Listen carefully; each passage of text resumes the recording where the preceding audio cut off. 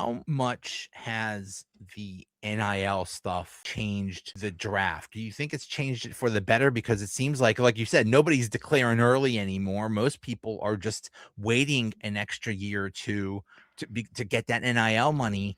Does that help the players that they stay in school? I think it's benefited the players. I think from an outside perspective of evaluating the draft, I think a lot of people are not keen on it because a lot of the metrics, that we use, especially in the fantasy community, to evaluate players, are outdated. Like we would look at things like breakout age. If you had a really good year at 19 years old in college, then it's like that guy's probably going to be good in the NFL. But there's a lot of players that aren't seeing the field because the guys in front of them are staying 4 or 5 years, right? So they're staying 4 or 5 years. And now, if you break out of 21, it's not as bad as it used to be. I think you have to look at context and you have to look at, you look at all that. When you look at a guy like Carnell Tate, who probably be the first receiver off the board at Ohio State, I mean, how was he going to break out with Marvin Harrison Jr. and Emeka Egbuka and Jeremiah Smith in front of him, right? Like it wasn't going to happen. So but I think for the development,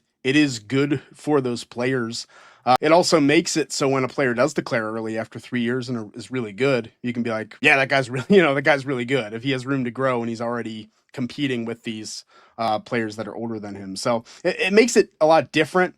I think it is going to kind of pay dividends down the line with board development. The one downside with the NIL and the transfer stuff is when you have a player that's transferring around trying to find playing time and has gone to 3 or 4 teams and 3 or 4 coaches and maybe isn't getting the development that they needed. There's a lot of later round to undrafted, receivers and running backs in this draft that I think have talent but never fully developed into that talent, whether it's because they're transferring around or injuries, et cetera, et cetera. I think there's some players that could have benefited from the old system too. So it's difficult to say, but I still believe that staying in college longer is going to benefit the college player. It's probably going to benefit the NFL because they're going to be more ready to go, even if on the outside, you're like, what are these 23-year-olds, 22-year-olds doing? I think it's just we just have to look at it differently now.